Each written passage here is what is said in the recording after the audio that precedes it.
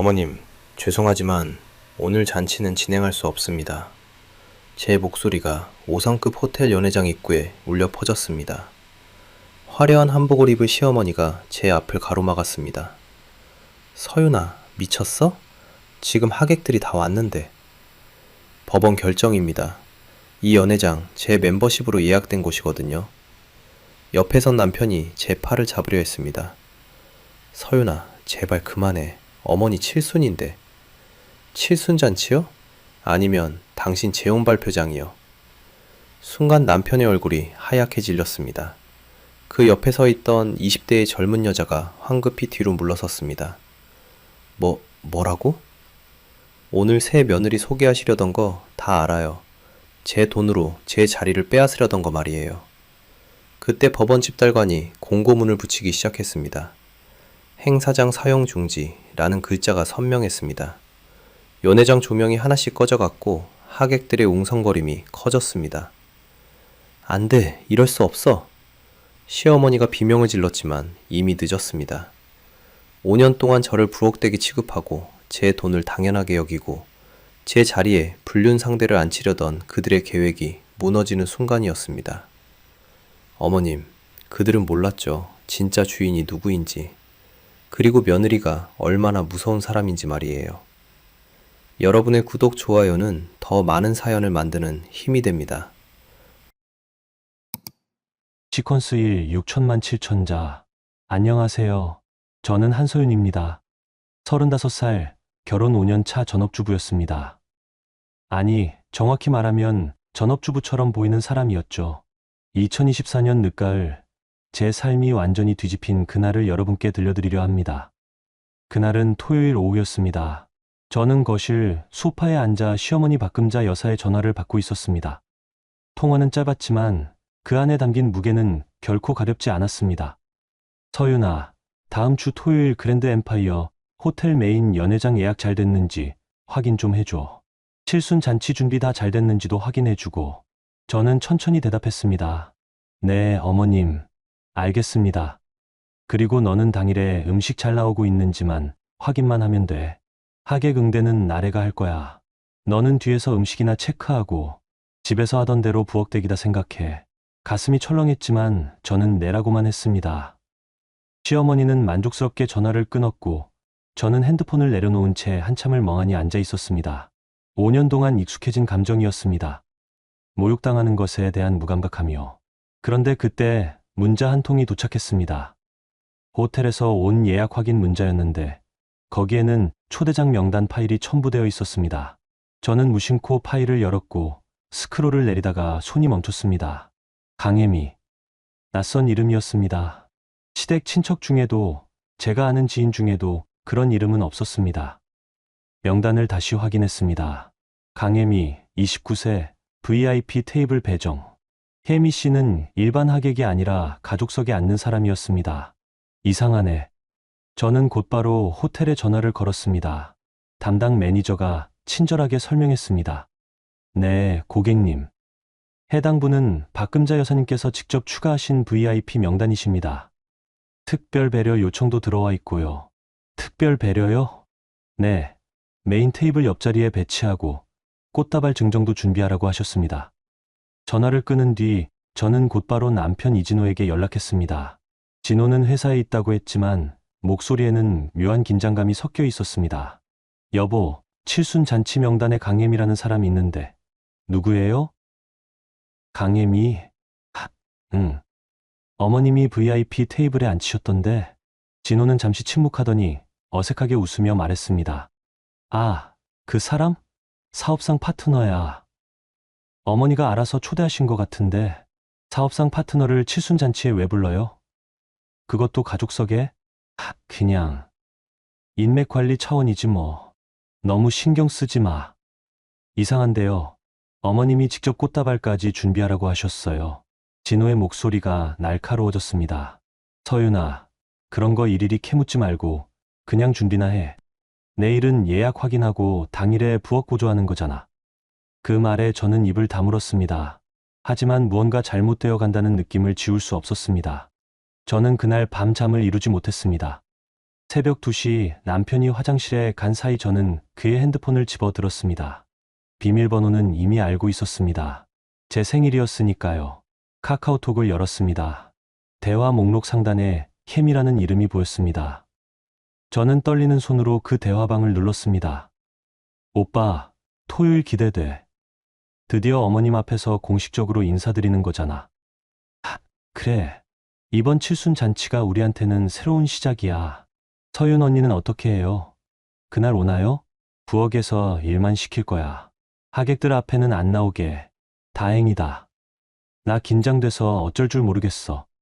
어머님이 날 새 며느리로 소개해 주신다며? 저는 핸드폰을 떨어뜨릴 뻔했습니다. 그 순간 화장실 문이 열리는 소리가 들렸고 저는 재빨리 핸드폰을 제자리에 놓고 침대로 돌아갔습니다. 진호는 아무것도 눈치채지 못한 채 다시 잠들었지만 저는 천장만 바라보며 새벽을 맞았습니다. 다음 날 아침 저는 침착하게 준비를 시작했습니다. 먼저 제가 신뢰하는 김 실장에게 전화를 걸었습니다. 김 실장은 제 아버지 시절부터 우리 가족을 돕던 분이었고 지금은 제 자산 관리를 맡고 있었습니다. 실장님, 급한 일이 있어요. 사무실로 갈게요. 무슨 일이십니까, 사모님? 자세한 건 만나서 말씀드릴게요. 그리고 변호사님도 연락 부탁드려요. 호텔 VIP 멤버십, 백화점 프리미엄 카드, 골프장 우선 예약권. 시댁 사람들은 이 모든 게 이 씨 집안의 힘이라고 생각했습니다. 하지만 진실은 달랐습니다. 이 모든 건 제 명의였고 제 자산으로 유지되는 것들이었습니다. 제 부모님은 중소기업을 운영하셨습니다. 결혼 전 부모님은 제게 회사 지분을 상속하셨는데 당시에는 비상장 회사라 큰 의미가 없었습니다. 그런데 결혼 2년 차에 그 회사가 코스닥에 상장했고 제 지분 가치는 하루아침에 수백억 원이 되었습니다. 저는 그 사실을 시댁에 알리지 않았습니다. 왜냐하면 이미 그때 시댁 사람들의 본색을 보고 있었거든요. 대신 저는 조용히 VIP 멤버십을 구입하고 매달 시어머니께 200만 원씩 용돈을 드렸습니다. 시댁에서는 그게 진호의 월급에서 나온다고 생각했습니다. 저는 돈 많은 집 며느리가 아니라 알뜰한 전업주부로 살기로 했던 겁니다. 만약 제 자산을 알렸다면 그들이 어떻게 나왔을지 뻔했으니까요. 하지만 이제는 달랐습니다. 남편은 불륜을 저질렀고 시어머니는 제 멤버십을 이용해 재혼잔치를 열려고 했습니다. 저를 부엌으로 몰아넣고 제 자리에 다른 여자를 앉히려는 그들의 계획을 저는 더 이상 참을 수 없었습니다. 김 실장의 사무실에 도착했을 때 변호사 송대리도 와 있었습니다. 저는 두 사람 앞에 앉아 차분하게 말했습니다. 이혼 소송 준비하려고 합니다. 그리고 그 전에 먼저 해야 할 일이 있어요. 송대리가 물었습니다. 무슨 일이십니까? 제 멤버십으로 예약된 행사를 막아야 해요. 법적으로 가능한가요? 자세히 설명해 주시겠습니까? 저는 시댁의 계획과 남편의 불륜, 그리고 칠순 잔치의 진짜 목적을 설명했습니다. 송 대리는 고개를 끄덕이며 메모를 했고 김 실장은 조용히 분노하는 표정이었습니다. 가능합니다. 멤버십 명의가 사모님이시고 현재 이혼 소송 준비 단계라면 행위중지 가처분을 신청할 수 있습니다. 상대방이 사모님의 자산을 임의로 사용하려는 것이니까요. 시간이 얼마나 걸리나요? 긴급 처리 요청하면 일주일 안에 가능합니다. 증거가 확실하면 더 빠를 수도 있고요. 저는 핸드폰을 꺼내 진호와 혜미의 대화 내용을 보여줬습니다. 송 대리의 눈빛이 날카로워졌습니다. 충분합니다. 바로 시작하겠습니다. 그날부터 저는 철저하게 준비했습니다. 남편의 불륜 증거를 수집하고 강혜미라는 여자의 신원을 조사했습니다. 김 실장이 알아본 결과 혜미는 S그룹 막내딸이라고 자처하며 다니는 사기꾼이었습니다. 이전에도 비슷한 수법으로 여러 남자들을 속인 전과가 있었습니다. 모든 퍼즐이 맞춰지기 시작했습니다. 시어머니는 진짜 재벌가 딸이 며느리가 된다고 믿었고 진호는 그 거짓말에 올라탄 것이었습니다. 그들은 제 멤버십으로 화려한 무대를 만들고 거기서 새 출발을 선언하려 했던 겁니다. 좋아요. 저는 조용히 웃었습니다. 차가운 웃음이었습니다. 그럼 저도 선물을 준비해야겠네요. 그들이 평생 잊지 못할 선물을요. 시퀀스의 6천만 7천자. 칠순 잔치 일주일 전 저는 시댁에 불려갔습니다. 시어머니가 잔치 준비 회의를 한다며 온 가족을 모았던 겁니다. 저는 현관문을 열고 들어서면서 이미 거실에 모여있는 사람들을 봤습니다. 시어머니 박금자, 시누이 이나래, 그리고 남편 진호. 그 옆에는 처음 보는 젊은 여자가 앉아 있었습니다. 긴 생머리에 명품 백을 든 화려한 차림의 여자. 강혜미였습니다. 왔어. 앉아. 시어머니의 말투는 언제나처럼 차가웠습니다. 저는 조용히 구석 자리에 앉았습니다. 혜미가 저를 힐끗 보더니 금방 시선을 돌렸습니다. 마치 하인을 보듯 무시하는 눈빛이었습니다. 오늘은 칠순잔치 최종 점검하려고 모였어. 하객 명단 확정하고 당일 역할 분담도 해야 하거든. 시어머니는 테이블 위에 서류를 펼쳤습니다. 하객 명단이었는데 제가 본 것보다 훨씬 늘어나 있었습니다. 어머님, 하객이 150명이나 되네요? 제가 묻자 시어머니가 으쓱하며 대답했습니다. 그래. 이번 칠수는 좀 특별하거든. 사업 관계자들도 많이 초대했어. 아, 그리고 혜미 씨 가족분들도 오시고 혜미가 공손하게 인사했습니다. 어머님, 저희 아버지도 이번에 꼭 인사드리고 싶다고 하셨어요. 어머님 같은 분을 만나게 되어 영광이라고. 호호, 혜미 씨 아버님이 S그룹 이사님이시잖아. 우리 진호가 복이 많은 거지. 저는 가만히 듣고 있었습니다. S그룹 이사? 김 실장이 조사한 바로는 혜미의 아버지는 지방 소도시에서 치킨집을 운영하는 분이었습니다. 혜미는 완벽하게 거짓 신분을 만들어낸 것이었습니다. 신우이 나래가 거들었습니다. 엄마, 이번에 진짜 대박 나는 거 아냐? S그룹이랑 인연 맺으면 우리 오빠 승진도 문제 없을 거고. 그러니까 말이야. 그래서 이번 잔치가 중요한 거야. 제대로 준비해야 해. 시어머니가 저를 쳐다봤습니다. 서윤아, 너는 당일에 부엌 담당이야. 음식 나가는 거 체크하고 접시 정리하고. 알았지? 네. 그리고 하객 응대는 나래랑 혜미 씨가 할 거야. 너는 앞에 안 나와도 돼. 나래가 끼어들었습니다. 맞아. 언니는 그냥 뒤에서 일만 하면 돼. 어차피 이혼할 거면서 왜 나서려고 해? 저는 입술을 깨물었습니다. 하지만 아무 말도 하지 않았습니다. 이미 제 계획은 진행 중이었고 이 사람들이 무슨 말을 하든 상관없었습니다. 그때 시어머니가 다시 입을 열었습니다. 아 참, 그리고 서윤아, 당일에 답례품 준비 좀 해줘. 하객들한테 나눠줄 거 어떤 걸로 준비할까요? 홍삼 세트나 한우 세트 좋겠는데. 내가 알아서 주문해. 돈은 우리가 낼 테니까. 저는 속으로 비웃었습니다. 우리가 낼 테니까라는 말이 얼마나 우스운지 그들은 몰랐습니다.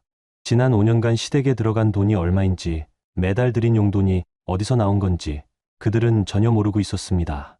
그리고 하나 더. 나래가 핸드백을 꺼내 들며 말했습니다. 언니, 이거 좀 사와.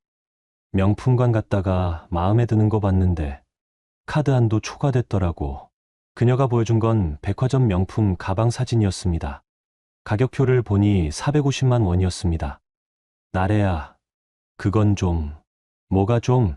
우리 집안 체면 생각해서라도 나한테 명품 하나쯤은 사줘야지. 칠순 잔치에 가는데 초라하게 갈 수는 없잖아. 하지만 450만 원은 너무 비싸요. 나래가 인상을 찌푸렸습니다. 언니, 지금 돈이 아까워? 어차피 우리 오빠 돈으로 사는 건데? 저는 대답하지 않았습니다. 진호가 나서서 말했습니다. 서윤아, 그냥 사줘. 동생 하나 챙겨주는 게 뭐가 어려워. 알겠어요. 저는 고개를 끄덕였습니다. 어차피 며칠 후면 이들은 모든 걸 잃을 것이었습니다. 450만 원짜리 가방 하나쯤은 마지막 선물이라고 생각하기로 했습니다. 회의는 1시간 넘게 이어졌습니다. 시어머니는 하객 좌석 배치를 설명하면서 혜미를 메인 테이블 옆에 앉힌다고 재차 강조했습니다. 혜미 씨는 특별한 손님이니까 대접을 잘해야 해. 꽃다발도 준비하고 사진도 많이 찍고. 어머님, 감사합니다. 제가 이렇게 좋은 자리에 앉게 되어 영광이에요. 혜미의 목소리는 꿀처럼 달았습니다. 하지만 저는 그 뒤에 숨은 독을 알고 있었습니다. 회의가 끝나고 사람들이 하나둘 자리를 뜨려 할 때 시어머니가 저를 불렀습니다. 서윤아, 잠깐 남아봐. 다른 사람들이 나가고 거실에는 시어머니와 저만 남았습니다. 시어머니는 차를 한 모금 마시더니 차갑게 말했습니다. 너 이혼 서류에 도장 찍었어? 아직이요. 빨리 찍어. 이번 달 안으로. 생각할 시간이 필요해요. 뭘 생각해? 어차피 너랑 진호는 끝났잖아. 그냥 깨끗하게 정리하고 나가. 시어머니의 말투에는 조금의 미안함도 없었습니다. 5년 동안 며느리로 살았던 제게 그녀는 마치 쓸모없는 물건을 버리듯 대했습니다. 그리고 내가 쓰던 멤버십이랑 카드들 다 정리해서 내놔. 이혼하면 어차피 못 쓰는 거 아니야? 그건 제 명의예요. 명의가 내 거면 뭐해? 결혼하면서 우리 집안 식구가 된 거잖아. 당연히 가족들이 같이 쓰는 거지. 저는 그 순간 웃음이 나왔습니다. 정말로 진심으로 웃음이 나왔습니다. 이 사람들은 끝까지 자기들이 우위에 있다고 생각하고 있었습니다. 어머님, 이혼 서류는 제가 알아서 처리할게요. 빨리 해. 진호도 기다리고 있어. 시어머니는 그렇게 말하고는 방으로 들어갔습니다. 저는 혼자 거실에 앉아 창밖을 바라봤습니다. 하늘은 맑았지만 제 마음은 차갑게 가라앉고 있었습니다. 집으로 돌아오는 길에 저는 김 실장에게 전화를 걸었습니다. 실장님, 가처분 신청 진행 어떻게 됐어요? 내일 법원에 제출합니다. 증거 자료도 모두 첨부했고요. 혜미 신원 조회는요? 사기 전과 2건, 허위 신분 사칭 전력 다수입니다. 이전 피해자들 진술서도 확보했습니다. 좋아요. 그럼 그것도 같이 준비해 주세요. 알겠습니다, 사모님. 전화를 끊고 저는 한숨을 내쉬었습니다. 이제 며칠만 기다리면 됐습니다. 시댁 사람들이 만든 화려한 무대가 제 손으로 무너지는 모습을 보게 될 날이 다가오고 있었습니다. 그날 밤 남편 진호가 늦게 집에 돌아왔습니다. 술 냄새가 진동했습니다. 그는 비틀거리며 침실로 들어와 소파에 털썩 앉았습니다. 서윤아. 응. 이혼 서류 언제 처리할 거야? 생각 중이야. 뭘 생각해? 우리 이미 끝났잖아. 진호의 목소리에는 짜증이 섞여 있었습니다. 너 없으면 내가 더 잘 살 수 있어. 혜미는 S그룹 딸이야. 나한테 기회가 온 거라고. 그래? 그래. 넌 그냥 평범한 주부였잖아. 근데 혜미는 달라. 집안도 좋고 인맥도 좋고. 저는 아무 대답도 하지 않았습니다. 진호는 계속 떠들었습니다. 혜미가 얼마나 대단한 사람인지, 자기가 얼마나 좋은 기회를 잡았는지. 저는 그의 말을 들으며 그가 얼마나 큰 착각 속에 살고 있는지 확인할 수 있었습니다. 토요일 잔치 끝나면 공식적으로 발표할 거야. 혜미랑 나 새로 시작한다고. 칠순 잔치에서. 응. 어머니도 동의하셨어. 그게 가장 좋은 타이밍이래. 진호는 그렇게 말하고는 침대에 쓰러져 잠들었습니다. 저는 그의 얼굴을 내려다봤습니다. 한때는 사랑했던 사람, 하지만 지금은 낯선 사람이었습니다. 아니, 어쩌면 처음부터 낯선 사람이었을지도 모릅니다. 저는 조용히 일어나 서재로 갔습니다. 책상 위에는 가처분 신청서 사본이 놓여 있었습니다. 법원 직인이 찍힐 그 서류가 머지않아 이 모든 거짓을 무너뜨릴 것이었습니다. 조금만 더 기다려. 저는 혼잣말로 중얼거렸습니다. 복수는 차갑게 정확하게 진행되고 있었습니다. 시퀀스 3 6천만 7천자. 칠순 잔치 일주일 전 저는 그랜드 엠파이어 호텔에 갔습니다. 예약 최종 확인과 답례품 전달을 위해서였죠. 호텔 로비에 들어서자 익숙한 샹들리에와 대리석 바닥이 저를 반겼습니다. 저는 이 호텔의 다이아몬드 VIP 회원이었습니다. 연회비만 3천만 원이 넘는 최상위 등급이었죠. VIP 라운지로 향하는 복도에서 저는 멀리서 익숙한 목소리를 들었습니다. 저희 어머니 칠순 잔치인데요. 최고급으로 준비해 주셔야 해요. 시어머니 목소리였습니다. 저는 걸음을 멈추고 기둥 뒤에 섰습니다. 시어머니는 VIP 데스크 앞에서 직원과 이야기하고 있었고 옆에는 신우인 아래가 서 있었습니다. 네, 박금자 고객님. 모든 준비는 완벽하게 진행 중입니다. 직원의 말에 저는 눈살을 찌푸렸습니다. 박금자 고객님, 멤버십은 제 명의인데 왜 시어머니 이름으로 응대하는 걸까요? 꽃장식은 얼마나 화려하게 해주실 건가요? 메인 테이블에 대형 꽃바구니를 배치하고 입구부터 복도까지 꽃길을 만들어 드릴 예정입니다. 좋아요. 그리고 음식도 최고급으로 부탁드려요. 하객 중에 중요한 분들이 많거든요. 물론입니다. 특선 코스 요리로 준비해 드리겠습니다. 시어머니는 만족스럽게 고개를 끄덕였습니다. 그때 나래가 덧붙였습니다. 저희 가족 VIP 혜택으로 준비하는 거죠. 할인도 적용되고? 네, 당연히 다이아몬드 등급 혜택 모두 적용됩니다. 저는 더 이상 참을 수 없었습니다. 기둥 뒤에서 나와 데스크 쪽으로 걸어갔습니다. 실례합니다. 시어머니와 나래가 깜짝 놀라 저를 돌아봤습니다. 서윤아, 여긴 왜? 예약 확인하러 왔어요. 제 명이니까요. 직원이 당황한 표정으로 저를 봤습니다. 아, 한서윤 고객님이시군요. 네. 이번 예약 제 멤버십으로 되어 있죠? 네, 맞습니다.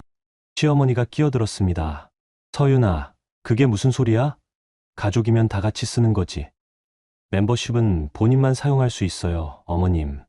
약관에 명시되어 있습니다. 직원이 난처한 표정으로 말했습니다.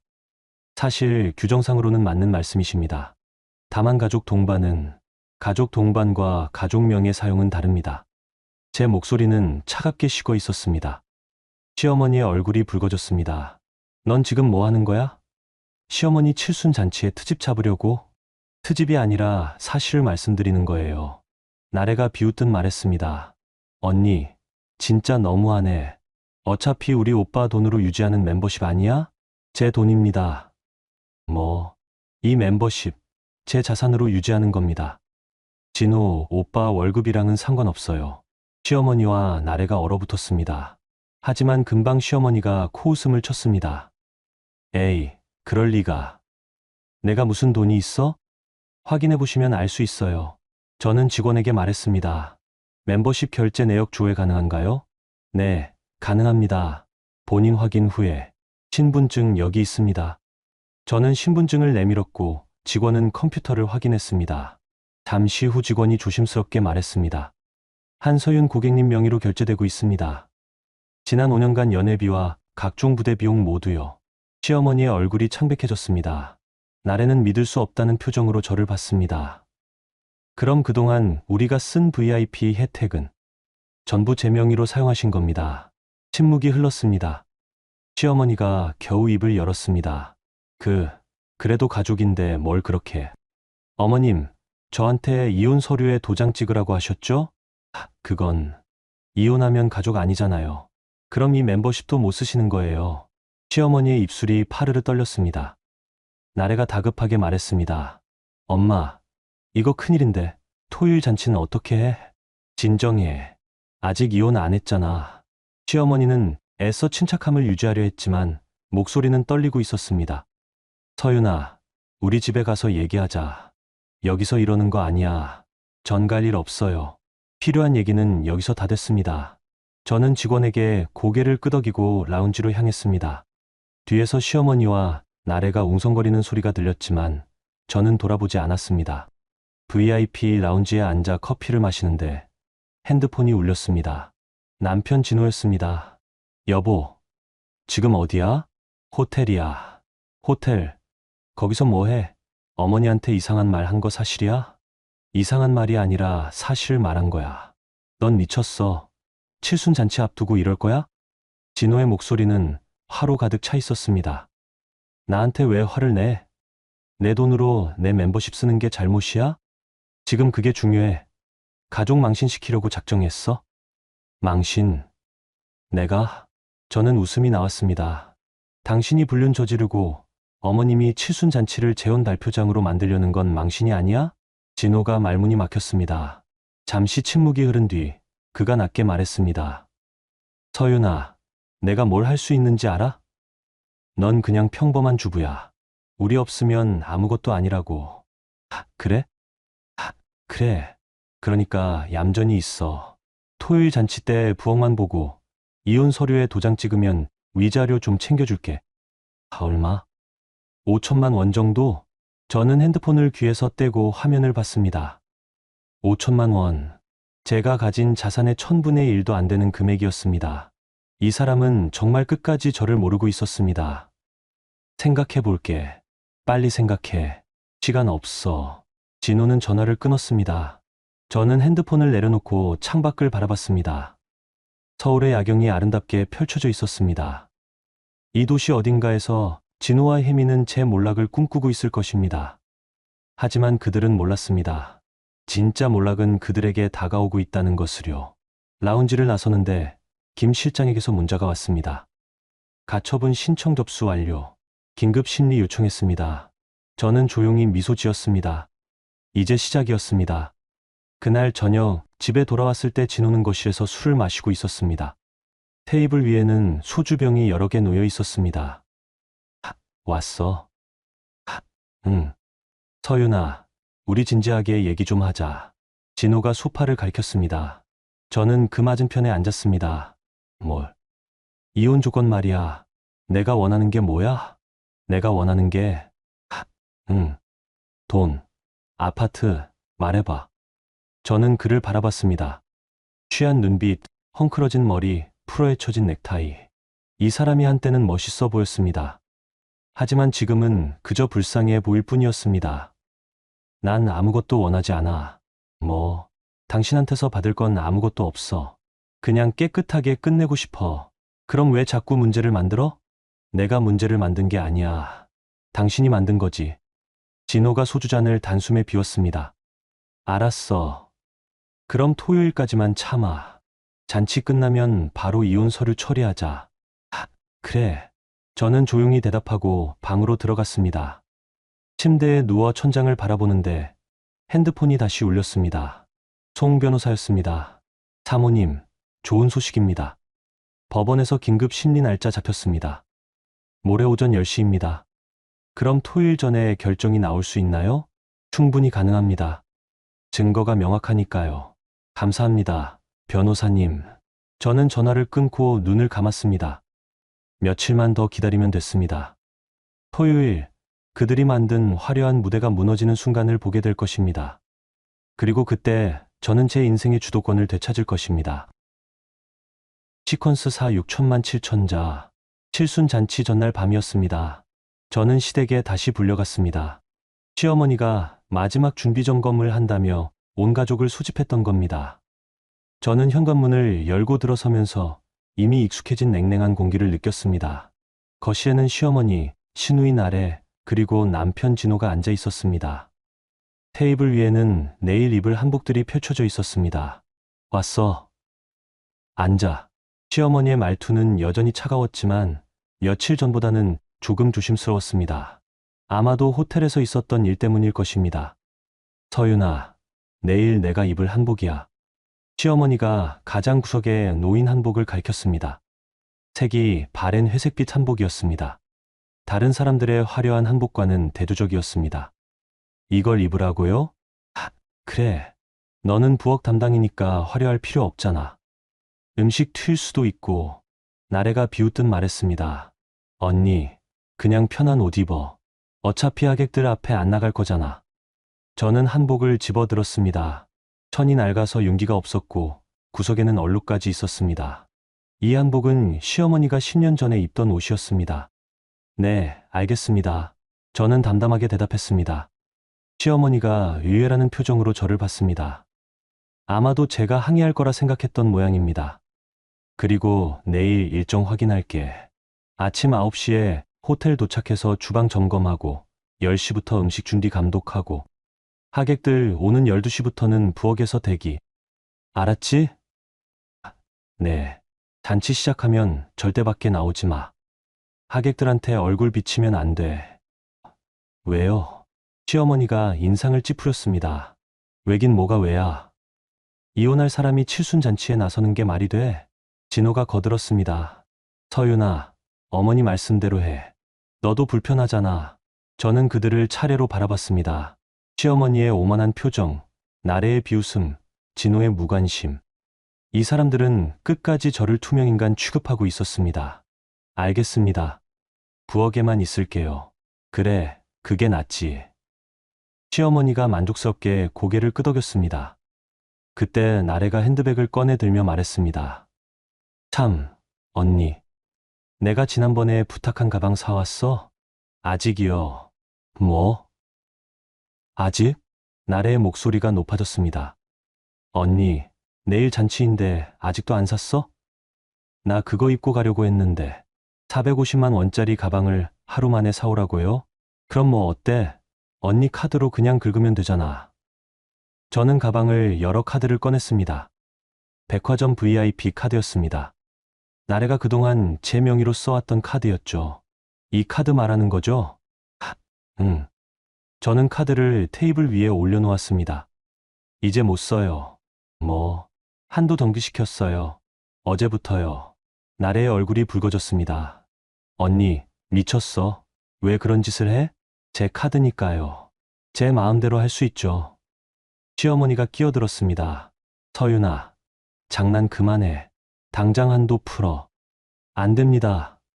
뭐, 이 카드, 제 자산으로 유지되는 겁니다. 이혼하면 어차피 못 쓸 거잖아요. 시어머니의 얼굴이 굳었습니다. 나래는 비명을 질렀습니다. 언니, 내가 그동안 이 카드로 얼마나 많이 샀는데. 알아요. 지난 1년간 2억 3천만 원 쓰셨죠. 그게 전부 제 돈입니다. 그리고 이제는 한 푼도 안 드릴 거예요. 침묵이 흘렀습니다. 시어머니가 떨리는 목소리로 말했습니다. 서윤아, 너 지금 뭐 하는 거야? 사실대로 말씀드리는 거예요. 그동안 제 돈으로 시댁 생활비를 댔어요. 매달 200만 원씩 드린 용돈도 VIP 멤버십 혜택도 다 제 자산이었어요. 거짓말하지 마. 호텔에 가서 확인해 보세요. 아니면 은행 거래 내역 보여드릴까요? 저는 핸드폰을 꺼내 화면을 보여줬습니다. 지난 5년간의 거래 내역이 빼곡하게 나열되어 있었습니다. 매달 200만 원씩 시어머니 계좌로 입금된 기록, VIP 멤버십 연회비, 백화점 카드 결제 내역. 시어머니의 얼굴이 창백해졌습니다. 그럼 진호 월급은? 진호 오빠 월급은 오빠가 다 쓰셨어요. 제가 받은 건 한 푼도 없어요. 진호가 벌떡 일어섰습니다. 서윤아, 이게 무슨 짓이야? 사실을 말하는 거예요. 넌 미쳤어. 내일 칠순잔치인데 이럴 거야? 칠순잔치 맞아요. 그런데 그게 재혼 발표장이 될 줄은 몰랐네요. 진호의 얼굴이 굳었습니다. 시어머니가 당황하며 말했습니다. 무슨 소리야? 어머님, 내일 강혜미 씨 새며느리로 소개하실 거죠? 진호 오빠랑 재혼 발표하시려고요. 시어머니가 말문이 막혔습니다. 나래가 황급히 말했습니다. 언니, 그건 오해야. 우리가 증거 다 있어요.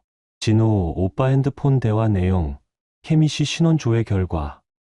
전부요. 침묵이 흘렀습니다. 무거운, 질식할 것 같은 침묵이었습니다. 진호가 다가와 제 팔을 잡았습니다. 서윤아, 진정해. 우리 차분하게 얘기하자. 손 떼요. 서윤아, 손 떼라고요. 저는 팔을 뿌리쳤습니다. 진호가 비틀거리며 뒤로 물러섰습니다. 내일 칠순잔치 제대로 진행될지 두고 보세요. 제 멤버십으로 예약된 거니까요. 저는 그렇게 말하고 집을 나섰습니다. 뒤에서 시어머니와 나래가 고함을 지르는 소리가 들렸지만 저는 돌아보지 않았습니다. 차에 올라 시동을 걸었습니다. 핸드폰이 울렸습니다. 송 변호사였습니다. 사모님, 긴급 소식입니다. 무슨 일이세요? 법원에서 가처분 결정이 났습니다. 인용됐습니다. 저는 핸들을 꽉 잡았습니다. 정말요? 네. 내일 오전 9시부터 멤버십 효력 정지 및 시설 이용 금지 가처분이 집행됩니다. 집달관이 직접 호텔로 갈 예정입니다. 감사합니다, 변호사님. 그리고 강혜미 씨 관련 자료도 준비했습니다. 사기 전과 허위 신분 사칭 내역, 피해자 진술서까지 전부요. 내일 사용할 수 있나요? 물론입니다. 제가 직접 가지고 가겠습니다. 전화를 끊고 저는 한참을 차 안에 앉아 있었습니다. 내일이면 모든 게 끝날 것입니다. 시댁 사람들이 만든 거짓 무대가, 진호와 혜미의 계획이 전부 무너질 것입니다. 집으로 돌아와 서재로 들어갔습니다. 책상 위에는 가처분 결정문 사본이 놓여 있었습니다. 법원 직인이 선명하게 찍혀 있었습니다. 행위 중지 가처분 인용. 피신청인들은 신청인 명의의 호텔 VIP 멤버십을 이용한 일체의 행사 진행을 중지할 것. 저는 서류를 천천히 읽었습니다. 한 줄 한 줄이 제 복수를 확정하는 문장들이었습니다. 그날 밤 저는 잠들지 못했습니다. 창밖으로 새벽이 밝아오는 걸 보면서 저는 준비를 시작했습니다. 샤워를 하고 옷을 입고 화장을 했습니다. 시어머니가 준 낡은 한복이 아니라 제가 직접 준비한 우아한 정장을 입었습니다. 거울을 보며 저는 조용히 말했습니다. 오늘이 마지막이야. 더 이상 당하고 살지 않을 거야. 오전 8시 김 실장에게서 전화가 왔습니다. 사모님, 준비 완료됐습니다. 집달관과 호텔 보안팀이 대기 중입니다. 좋아요. 제가 곧 도착할게요. 사모님, 오늘 꼭 이기셔야 합니다. 이길 거예요. 반드시요. 저는 전화를 끊고 가방을 들었습니다. 가방 안에는 가처분 결정문, 불륜 증거 자료, 케미 신원 조회 결과가 들어 있었습니다. 제 무기들이었습니다. 현관문을 나서면서 저는 뒤돌아보지 않았습니다. 이 집에서의 5년이 오늘로 끝날 것이기 때문입니다. 차에 올라 호텔을 향해 출발했습니다. 서울의 아침 풍경이 창밖으로 스쳐 지나갔습니다. 평범한 토요일 아침이었지만 저에게는 특별한 날이었습니다. 이제 시작이야. 저는 혼잣말로 중얼거렸습니다. 복수의 막이 오르는 순간이 다가오고 있었습니다. 여러분, 여기까지 들으시니 어떠세요? 서윤 씨가 5년 동안 참아왔던 모욕과 배신, 그 모든 게 이제 폭발하려 하고 있습니다. 시댁 사람들은 아직도 자신들이 우위에 있다고 생각하고 있지만 진실은 정반대죠. 내일 칠순 잔치장에서 과연 무슨 일이 벌어질까요? 화려한 무대가 준비되어 있지만 그 무대 자체가 무너질 예정입니다. 서윤 씨의 반격이 본격적으로 시작됩니다. 그럼 여러분, 다음 이야기도 계속 들어봐 주세요. 시퀀스 5 6천만 7천자. 칠순 잔치 당일 토요일 아침 9시였습니다. 저는 그랜드 엠파이어 호텔 주차장에 차를 세웠습니다. 멀리서 김 실장이 다가오는 게 보였고 그 옆에는 정장 차림의 두 남자가 서 있었습니다. 사모님, 소개하겠습니다. 서울중앙지법 박 집달관님과 최 변호사님이십니다. 저는 정중하게 인사했습니다. 한서윤입니다. 수고하시겠습니다. 박 집달관이 서류 가방을 들어 보이며 말했습니다. 가처분 결정문과 집행 관련 서류 모두 준비했습니다. 오전 11시부터 본격 집행 예정입니다. 하객들이 도착하기 전인가요? 네. 하객 입장 전에 연회장 봉쇄 조치를 완료할 예정입니다. 최 변호사가 덧붙였습니다. 호텔 법무팀과 조율 완료했습니다. 호텔 측도 법원 결정에 따르기로 했고요. 저는 고개를 끄덕였습니다. 모든 게 계획대로 진행되고 있었습니다. 혹시 강혜미 관련 자료는요? 여기 있습니다. 최 변호사가 태블릿을 꺼내 화면을 보여줬습니다. 혜미의 사진과 함께 사기 전과 허위 신분 사칭 내역, 피해자 진술서가 정리되어 있었습니다. 이 자료는 언제 공개할까요? 연회장 봉쇄 직후가 좋겠습니다. 혼란스러운 상황에서 진실을 드러내는 게 효과적이니까요. 알겠습니다. 우리는 호텔 직원 전용 입구로 들어갔습니다. 복도를 걸어가는 동안 저는 심장이 빠르게 뛰는 걸 느꼈습니다. 긴장이 아니었습니다. 기대였습니다. 메인 연회장 앞에 도착했습니다. 이미 호텔 직원들이 분주하게 준비하고 있었습니다. 꽃 장식이 화려하게 펼쳐져 있었고 메인 테이블에는 금빛 리본이 달린 의자들이 배치되어 있었습니다. 한 직원이 다가와 인사했습니다. 한서윤 고객님 오셨습니까? 준비는 거의 끝났습니다. 수고하셨어요. 그런데 잠시 후에 상황이 좀 변경될 예정이에요. 네. 무슨 말씀이신지. 그때 김 실장이 나서서 설명했습니다. 법원 가처분 집행이 있을 예정입니다. 호텔 법무팀에 이미 통보했으니 확인해 보시죠. 직원이 당황하며 무전기로 연락을 취했습니다. 잠시 후 호텔 매니저가 급하게 달려왔습니다. 한 고객님, 법무팀에서 연락 받았습니다. 이게 정말입니까? 네. 제 멤버십을 무단으로 사용하려는 것에 대한 행위 중지 가처분입니다. 하지만 오늘 잔치가 그래서 더 빨리 진행해야 합니다. 하객들이 오기 전에요. 매니저의 얼굴이 굳었습니다. 하지만 그는 곧 고개를 끄덕였습니다. 알겠습니다. 법원 결정이라면 저희도 따를 수밖에 없습니다. 박 집달관이 시계를 확인했습니다. 10시 30분입니다. 30분 후 집행 시작하겠습니다. 저는 VIP 라운지로 이동했습니다. 창을 통해 연회장 입구가 보였습니다. 멀리서 차 한 대가 도착하는 게 보였습니다. 시어머니의 차였습니다. 차에서 시어머니, 나래, 그리고 진호가 내렸습니다. 시어머니는 화려한 한복을 입고 있었고 나래는 명품 가방을 들고 있었습니다. 아마도 다른 곳에서 산 것 같았습니다. 그들은 웃으며 호텔 로비로 들어갔습니다. 아직 아무것도 모르는 표정이었습니다. 10분 후 또 다른 차가 도착했습니다. 강혜미였습니다. 그녀는 화려한 드레스를 입고 있었고 손에는 큰 부케를 들고 있었습니다. 마치 신부 같은 차림이었습니다. 혜미도 로비로 들어갔습니다. 저는 그녀가 시어머니와 포옹하는 모습을 봤습니다. 시어머니는 혜미의 손을 잡고 무언가 말하고 있었습니다. 아마도 오늘이 내 날이라는 식의 말이겠죠. 저는 조용히 미소 지었습니다. 잠깐만 더 기다려요. 조금만요. 11시 정각 제 핸드폰이 울렸습니다. 김 실장이었습니다. 사모님, 집행 시작합니다. 알겠습니다. 저는 일어나 창가로 다가갔습니다. 연회장 입구에 박집달관과 호텔 보안팀이 나타났습니다. 그들은 입구에 공고문을 붙이기 시작했습니다. 법원 결정에 따라 본 예약은 무효이며 행사장 사용이 중단됩니다. 공고문이 붙자 연회장 안에서 소동이 일어났습니다. 준비하던 직원들이 당황하며 밖으로 나왔고 곧 시어머니 일행도 급하게 나타났습니다. 뭐야, 이게 무슨 소리야? 시어머니의 목소리가 복도까지 들렸습니다. 박 집달관이 차분하게 말했습니다. 서울중앙지방법원 가처분 결정입니다.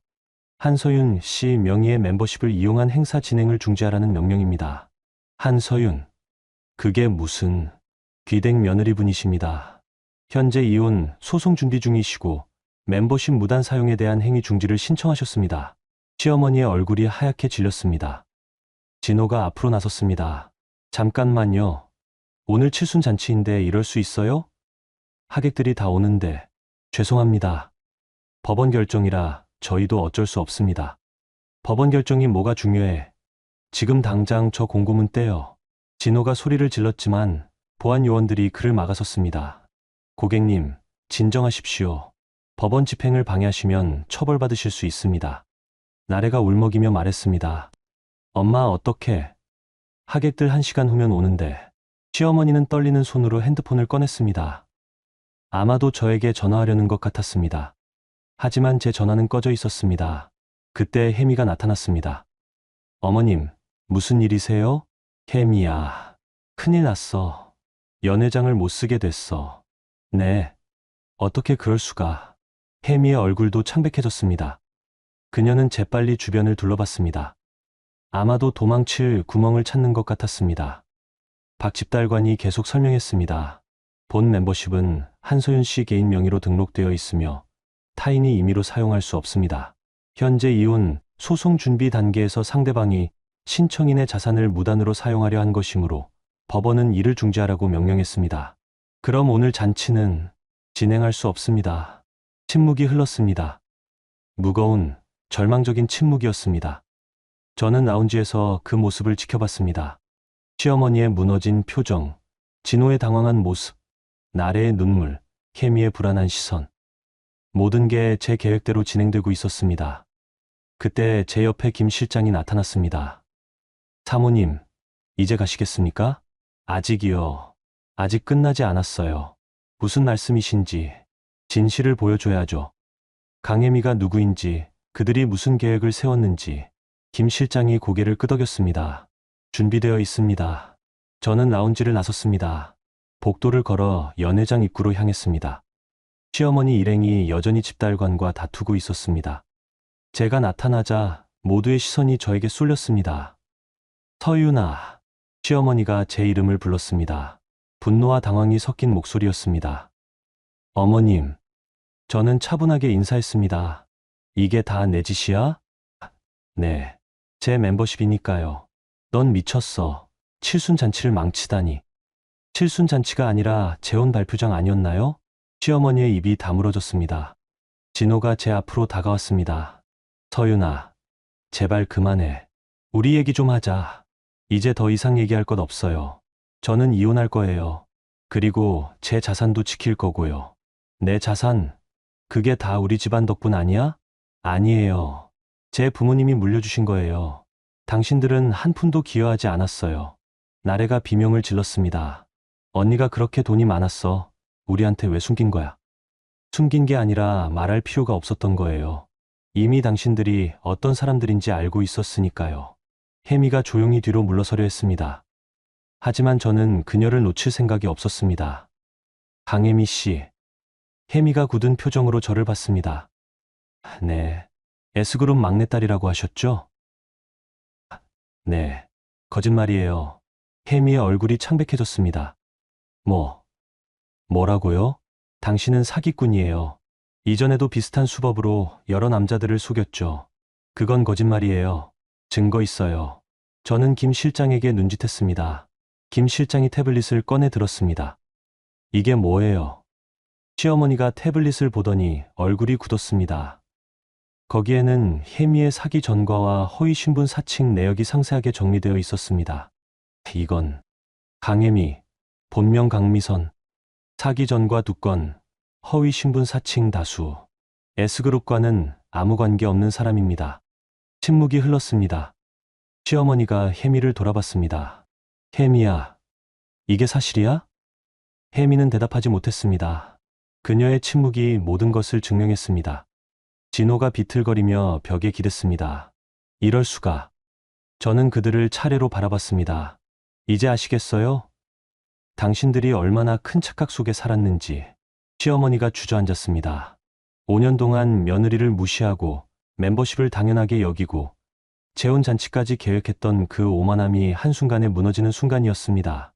저는 돌아서서 걸어가기 시작했습니다. 뒤에서 진호가 제 이름을 불렀지만 저는 돌아보지 않았습니다. 이제 끝이에요. 당신들과는요. 저는 조용히 말하고 호텔을 떠났습니다. 시퀀스 6천만 7천자. 연회장 밖으로 나온 저는 잠시 복도에 멈춰 섰습니다. 숨을 고르는 시간이 필요했습니다. 5년간 쌓인 감정이 한꺼번에 터져 나오려 했지만 저는 침착함을 유지해야 했습니다. 아직 끝나지 않았으니까요. 김 실장이 조용히 다가왔습니다. 사모님, 괜찮으십니까? 네, 괜찮아요. 하객들이 곧 도착할 시간입니다. 알아요. 그래서 더 정확하게 마무리해야죠. 저는 다시 연회장 입구로 돌아갔습니다. 시어머니 일행은 여전히 그곳에 있었습니다. 시어머니는 바닥에 주저앉아 있었고 나래는 울고 있었습니다. 진호는 벽에 기댄 채 멍한 표정이었고 혜미는 구석에서 떨고 있었습니다. 어머님, 제 목소리에 시어머니가 고개를 들었습니다. 눈가가 빨갛게 부어 있었습니다. 서윤아, 한 가지만 더 말씀드릴게요.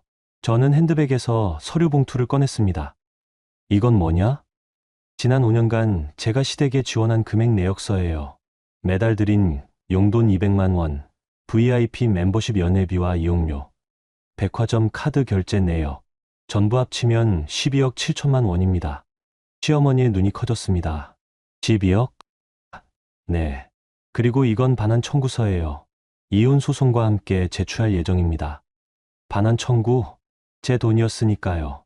당신들이 허락 없이 사용한 거죠. 나래가 비명을 질렀습니다. 그럴 수 없어. 그건 가족으로서 당연히. 저는 이제 가족이 아니에요. 이혼할 거니까요. 시어머니가 떨리는 목소리로 말했습니다. 서윤아, 제발. 이러지 마. 우리가 잘못했어. 그러니까 조용히 넘어가자. 조용히요? 저는 비웃음을 터뜨렸습니다. 어머님은 제게 부엌대기라고 하셨잖아요. 이혼하는 사람이 칠순잔치에 나설 자격 없다고 하셨고요. 그때는 내가 화가 나서. 화가 났으면 다해요. 5년 동안 저를 무시하고 제 돈으로 호의호식하면서 그게 다 당연한 거였어요? 시어머니는 대답하지 못했습니다. 그때 호텔 로비 쪽에서 웅성거리는 소리가 들렸습니다. 하객들이 도착하기 시작한 것입니다. 어머님, 하객들이 오시네요. 서윤아, 제발. 제가 직접 설명드릴게요. 오늘 왜 잔치가 취소됐는지. 저는 로비로 향했습니다. 시어머니가 제 팔을 잡으려 했지만 김 실장이 막아섰습니다. 로비에는 이미 20여 명의 하객이 도착해 있었습니다. 그들은 연회장 입구의 공고문을 보며 수군거리고 있었습니다. 무슨 일이지? 잔치가 취소됐대요. 왜? 무슨 일이 있었던 거야? 제가 로비 중앙으로 걸어 들어가자 하객들의 시선이 저에게 쏠렸습니다. 안녕하세요. 저는 한소윤입니다. 박금자 여사의 며느리였던 사람이에요. 며느리? 네. 그리고 오늘 말씀드릴 게 있어서 이렇게 나왔습니다. 하객들이 조용해졌습니다. 저는 침착하게 말을 이었습니다. 오늘 칠순잔치는 취소됐습니다. 제 멤버십으로 예약된 행사였는데 시댁에서 제 허락 없이 사용하려 했거든요. 허락 없이? 네. 그리고 사실 오늘 잔치는 단순한 칠순잔치가 아니었어요. 제 남편의 재혼 발표장으로 계획된 거였습니다. 웅성거림이 커졌습니다. 재혼 발표? 네. 제 남편 이진호는 강혜미라는 여자와 불륜 관계였고, 시어머니는 그 여자를 새 며느리로 소개하려 했습니다. 제가 아직 이혼도 하지 않은 상태에서요. 하객들이 충격을 받은 표정으로 서로를 바라봤습니다. 그때 시어머니가 로비로 달려왔습니다. 서윤아, 그만해. 왜요? 사실인데요. 손님들 앞에서 이러는 거 아니야.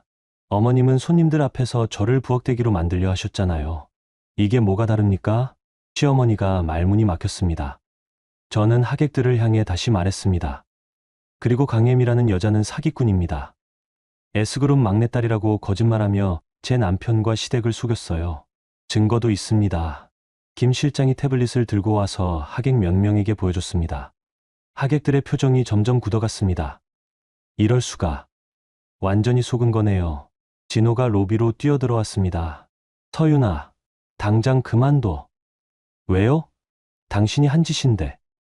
이게 다 내 복수야? 이렇게 우리 가족을 망신시키려고? 복수가 아니라 진실이에요. 당신들이 저에게 한 것들을 그대로 보여주는 것뿐이에요. 하객들 사이에서 누군가 말했습니다. 박 여사, 이게 정말입니까? 시어머니는 대답하지 못했습니다. 그녀의 침묵이 모든 것을 증명했습니다. 하객들이 하나둘 자리를 떠나기 시작했습니다. 이런 행사에 와서는 안 되겠군요. 완전히 속았네. 칠순잔치하길래 왔는데 며느리를 이렇게 대하다니. 로비가 점점 비어갔습니다. 시어머니는 무너져 내리듯 소파에 앉았고 나래는 계속 울고 있었습니다. 진호가 제 앞으로 다가왔습니다.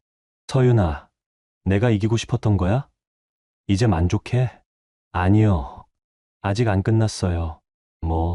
저는 핸드백에서 또 다른 서류를 꺼냈습니다. 이혼 소송 신청서예요. 이미 법원에 제출했어요. 그리고 재산 분할은 하지 않을 거예요. 제 자산은 원래부터 제 거였으니까요. 당신이 받을 건 아무것도 없어요. 진호의 얼굴이 창백해졌습니다. 위자료도 청구할 거예요. 불륜에 대한 손해배상으로 5억 원. 그리고 시댁에서 무단으로 사용한 멤버십과 비용에 대한 반환 청구 12억 7천만 원. 그럴 수 없어. 할 수 있어요. 변호사님이 이미 확인하셨거든요. 나래가 비명을 질렀습니다. 17억. 우리가 어떻게 17억을 내? 그건 당신들 문제예요. 저는 돌아서서 출구로 향했습니다.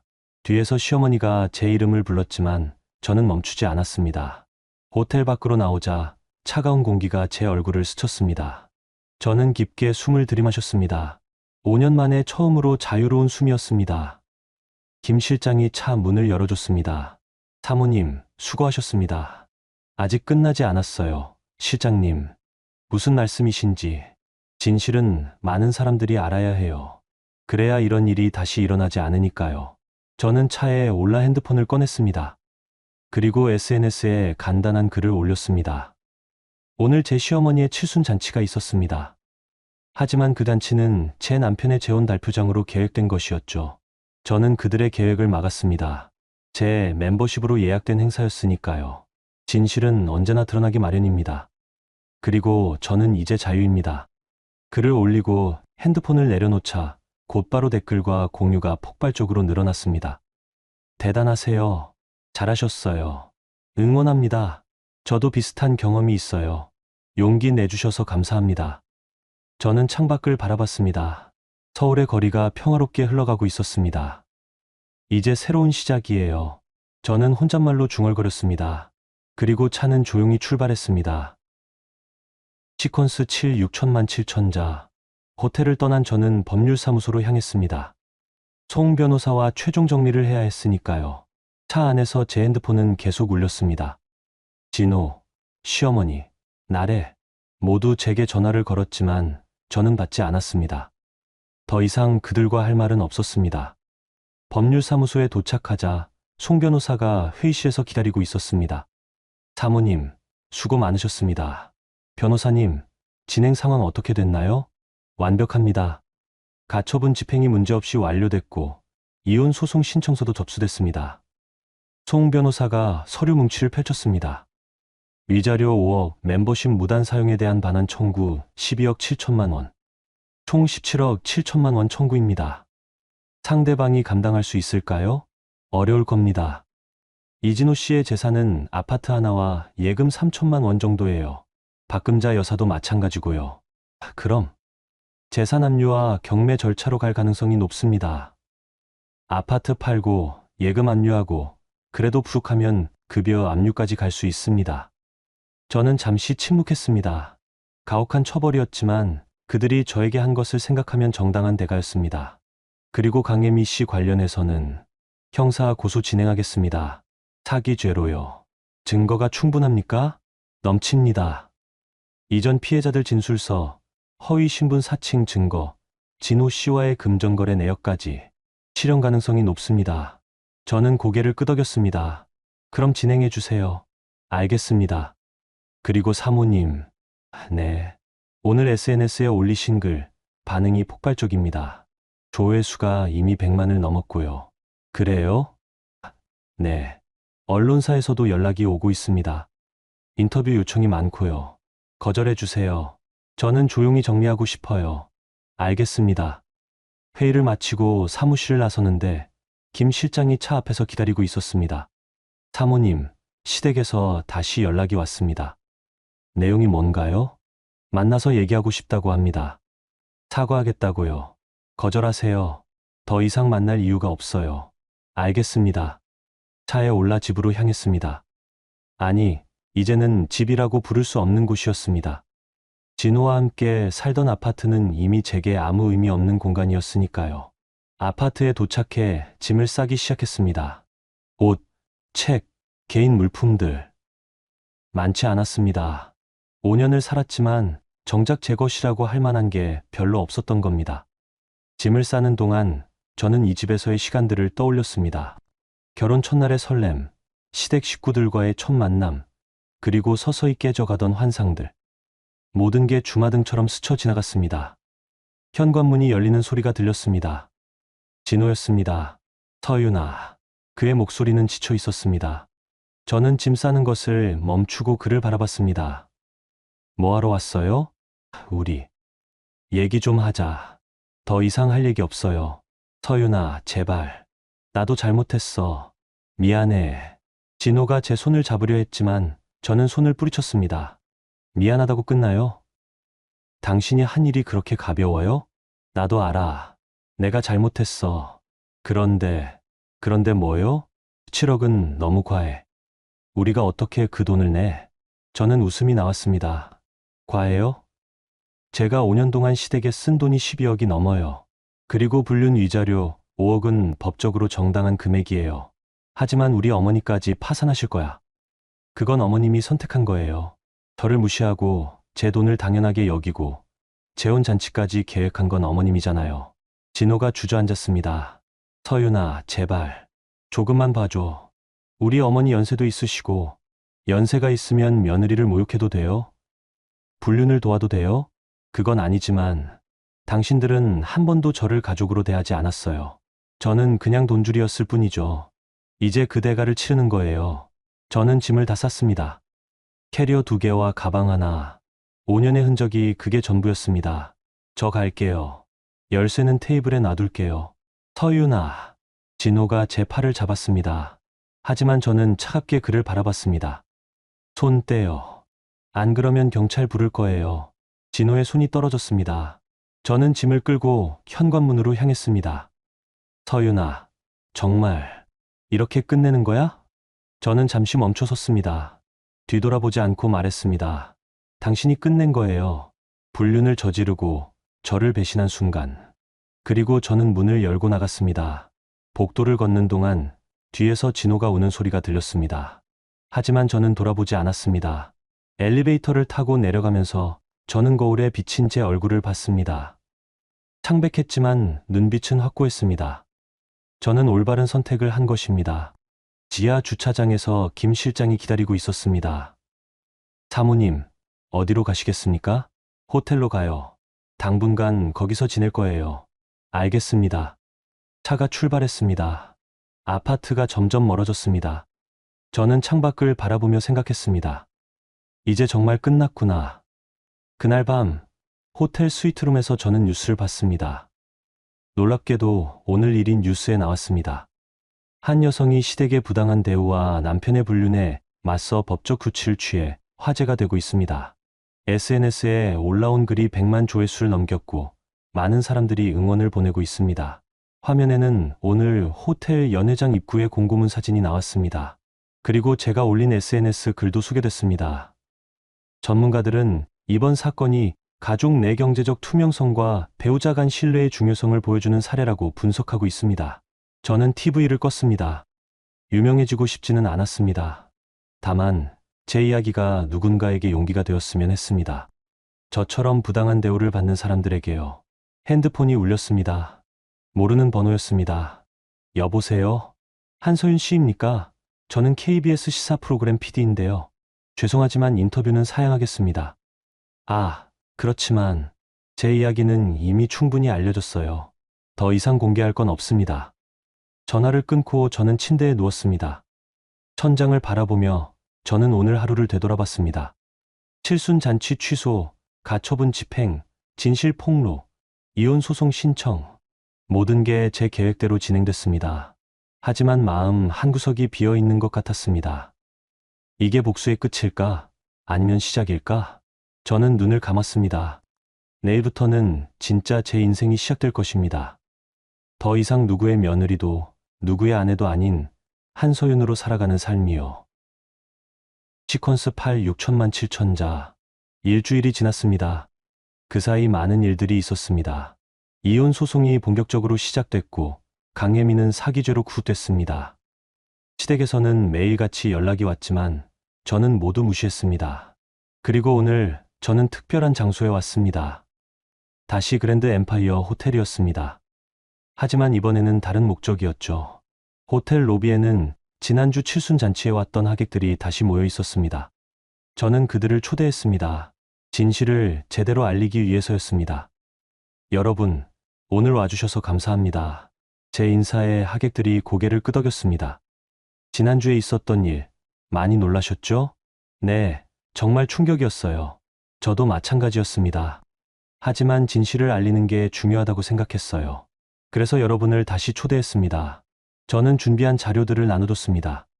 지난 5년간의 거래, 내역, 진호의 불륜 증거, 혜미의 사기 전과 모든 것이 명확하게 정리되어 있었습니다. 이게 제가 겪은 일들입니다. 그리고 여러분께 부탁이 있어요. 무슨 부탁이신가요? 이 이야기를 많은 사람들에게 알려주세요. 제가 특별한 사람이라서가 아니라 이런 일이 다시는 일어나지 않게 하기 위해서예요. 한 할머니가 제 손을 잡았습니다. 서윤 씨, 정말 용기 있는 분이에요. 저도 젊었을 때 비슷한 일을 겪었는데 참고만 살았거든요. 당신처럼 맞서지 못했어요. 할머니, 당신은 잘하셨어요. 자신을 지킨 거예요. 다른 하객들도 하나둘 말을 보탰습니다. 우리가 소문내드릴게요. 박 여사가 얼마나 잘못했는지. 그리고 진호 씨도요. 불륜을 저지르고도 뻔뻔하게 칠순잔치에서 발표하려 했다니. 강혜미 그 여자는 감옥에서 반성해야 해요. 저는 고개를 숙여 인사했습니다. 감사합니다, 여러분. 하객들이 하나씩 떠나면서 그들은 각자 제 이야기를 퍼뜨릴 것입니다. SNS에, 지인들에게, 가족들에게, 그리고 그 이야기는 점점 더 많은 사람들에게 전해질 것입니다. 마지막 하객이 떠나고 저는 혼자 로비에 앉아 있었습니다. 창밖으로 서울의 야경이 펼쳐져 있었습니다. 아름답고 평화로운 풍경이었습니다. 김 실장이 다가왔습니다. 사모님, 송 변호사님께서 연락 오셨습니다. 무슨 내용인가요? 이진호 씨 측에서 합의를 제안했습니다. 합의요? 네. 17억 7천만 원을 5년에 걸쳐 분할 상환하겠다고 합니다. 그리고 즉시 이혼에 합의하고요. 저는 잠시 생각했습니다. 5년 분할 상환. 그들에게는 가혹한 조건이겠지만 현실적으로 최선의 방법이었습니다. 받아들이세요. 대신 조건이 있어요. 무슨 조건이신지요? 앞으로 저에게 절대 연락하지 말 것. 그리고 제 이름을 함부로 언급하지 말 것. 알겠습니다. 전달하겠습니다. 김 실장이 전화를 하러 자리를 떴습니다. 저는 다시 창밖을 바라봤습니다. 이제 정말 끝이구나. 복수는 끝났습니다. 하지만 제 인생은 이제 시작이었습니다. 더 이상 누구의 며느리도 누구의 아내도 아닌 한소윤으로 살아갈 시간이었습니다. 며칠 후 저는 출국 준비를 했습니다. 잠시 떠나서 생각을 정리하고 싶었습니다. 유럽 여행을 계획했습니다. 파리, 런던, 로마. 가보고 싶었던 곳들이었습니다. 공항으로 가는 차 안에서 저는 마지막으로 SNS를 확인했습니다. 제 글은 이제 500만 조회수를 넘었고 수천 개의 댓글이 달려 있었습니다. 용기 내주셔서 감사합니다. 당신 덕분에 저도 용기를 냈어요. 응원합니다. 행복하세요. 저는 조용히 미소 지었습니다. 제 이야기가 누군가에게 힘이 되었다니 그것만으로도 충분했습니다. 공항에 도착해 체크인을 마쳤습니다. 출국장으로 향하는 길에 저는 잠시 멈춰섰습니다. 뒤돌아봤습니다. 한국, 서울, 제가 5년을 살았던 곳. 안녕, 과거의 나. 저는 돌아서서 출국장으로 걸어갔습니다. 새로운 미래를 향해서요. 비행기 안에서 저는 창밖을 바라봤습니다. 구름 위로 펼쳐진 하늘은 끝없이 넓었습니다. 마치 제 앞에 펼쳐진 가능성처럼요. 이제 진짜 내 인생이야. 저는 눈을 감았습니다. 더 이상 두렵지 않았습니다. 불안하지도 않았습니다. 저는 제 선택을 믿었고 제 미래를 믿었습니다. 한 달 후, 저는 파리의 작은 카페에 앉아 있었습니다. 에스프레소를 마시며 사람들을 구경하고 있었죠. 평화로운 오후였습니다. 핸드폰이 울렸습니다. 김 실장이었습니다. 사모님, 좋은 소식입니다. 무슨 일이세요? 이혼이 최종 확정됐습니다. 그리고 첫 상환금도 입금됐습니다. 그래요? 잘 됐네요. 그리고 사모님, 네, 박금자 여사가 시댁집을 팔았답니다. 17억 갚느라요. 저는 잠시 침묵했습니다. 시댁집. 시어머니가 평생 살았던 그 집을 팔았다니 복잡한 감정이 들었습니다. 그래요. 후회하십니까? 아니요. 그들이 선택한 거예요. 저를 무시하고 배신한 대가죠. 알겠습니다. 전화를 끊고 저는 다시 창밖을 바라봤습니다. 파리의 거리는 여전히 아름다웠습니다. 미안하지 않아. 전혀. 저는 에스프레소를 다 마시고 일어섰습니다. 오늘은 루브르 박물관에 갈 예정이었습니다. 새로운 경험, 새로운 하루. 제 인생은 이제 제 것이었습니다. 몇 달 후, 저는 한국으로 돌아왔습니다. 하지만 예전의 제가 아니었습니다. 더 강해졌고, 더 확신에 차 있었습니다. 새 아파트를 구했습니다. 한강이 보이는 넓은 곳이었습니다. 제 돈으로, 제 이름으로, 진짜 제 집이었습니다. 그리고 새로운 일도 시작했습니다. 부당한 대우를 받는 여성들을 돕는 재단을 만들었습니다. 제 경험을 바탕으로 다른 사람들에게 힘이 되고 싶었습니다. 재단 개소식 날 많은 사람들이 왔습니다. 지난 칠순 잔치에 왔던 하객들도 있었고 SNS를 통해 저를 알게 된 사람들도 있었습니다. 서윤 씨, 정말 대단해요. 당신 덕분에 저도 용기를 냈어요. 이혼 소송 시작했어요. 응원합니다. 계속 힘내세요. 저는 그들의 손을 하나씩 잡으며 말했습니다. 여러분도 할 수 있어요. 당신 자신을 지키세요. 그게 가장 중요한 거예요. 개소식이 끝나고 저는 혼자 사무실에 앉아 있었습니다. 창밖으로 한강이 보였습니다. 평화로운 풍경이었습니다. 김 실장이 들어왔습니다. 사모님, 성공적인 개소식이었습니다. 감사해요, 실장님. 실장님이 옆에 계셔서 가능했어요. 제가 한 일은 별로 없습니다. 사모님이 용기를 내신 거죠. 저는 고개를 끄덕였습니다. 그리고 사모님, 네. 이진호 씨가 편지를 보냈습니다. 편지요? 김 실장이 봉투를 건넸습니다. 저는 잠시 망설이다가 봉투를 열었습니다. 서윤에게, 정말 미안해. 내가 얼마나 잘못했는지 이제야 깨달았어. 너는 내 인생에서 가장 소중한 사람이었는데 나는 그걸 몰랐어. 이제 와서 후회해도 소용없지만 그래도 말하고 싶었어. 미안하고 고마웠어. 내가 행복하길 바라. 진호. 저는 편지를 읽고 천천히 접었습니다. 그리고 서랍에 넣었습니다. 답장 안 하실 겁니까? 네. 이미 끝난 일이에요. 더 이상 돌아볼 필요 없어요. 김 실장이 고개를 끄덕였습니다. 저는 다시 창밖을 바라봤습니다. 해가 지고 있었습니다. 아름다운 노을이 한강을 물들이고 있었습니다. 이제 진짜 끝났어. 그리고 이제 진짜 시작이야. 저는 조용히 미소 지었습니다. 복수는 끝났지만 제 인생은 이제 막 시작되었습니다. 그리고 이번에는 정말로 제 방식대로 살아갈 것입니다. 여러분, 오늘 이야기 어떠셨어요? 한서윤 씨의 이야기를 처음부터 끝까지 함께 들으셨는데요. 참 많은 감정이 교차했을 것 같습니다. 5년 동안 참고 견디며 살았던 며느리가 결국은 자신의 힘으로 일어선 이야기였습니다. 돌이켜보면 서윤 씨는 처음부터 강한 사람이었던 것 같아요. 다만 그 강함을 드러낼 필요가 없었을 뿐이죠. 하지만 시댁의 끊임없는 모욕과 남편의 배신이 결국 그녀를 움직이게 만들었습니다. 그리고 그 결과는 모두가 보셨듯이 완벽한 역전이었습니다. 이 이야기가 주는 교훈은 무엇일까요? 저는 이렇게 생각합니다. 누구도 당신을 함부로 대할 권리가 없다는 것, 그리고 부당한 대우를 받을 때 참는 것만이 미덕이 아니라는 것입니다. 때로는 서윤 씨처럼 당당하게 맞서는 용기가 필요합니다. 물론 모든 상황이 서윤 씨처럼 해결될 수는 없을 거예요. 하지만 중요한 건 자신을 지키려는 의지입니다. 자신의 권리를 알고 부당함에 맞서는 용기를 내는 것이죠. 누구나 살아가면서 다양한 선택의 순간을 마주합니다. 참을 것인가, 맞설 것인가, 용서할 것인가, 벌을 줄 것인가. 서윤 씨는 자신의 방식을 선택했고 그 결과를 책임졌습니다. 그리고 그 선택은 그녀에게 새로운 시작을 가져다 줬습니다. 여러분께도 이 이야기가 작은 위로와 지혜가 되었으면 좋겠습니다. 부당한 대우를 받고 계신다면 용기를 내세요. 당신에게도 서윤 씨처럼 일어설 힘이 있습니다. 오늘 이야기는 여기까지입니다.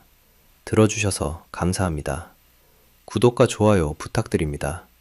여러분의 응원이 더 많은 이야기를 만드는 힘이 됩니다. 다음에 또 좋은 이야기로 찾아뵙겠습니다.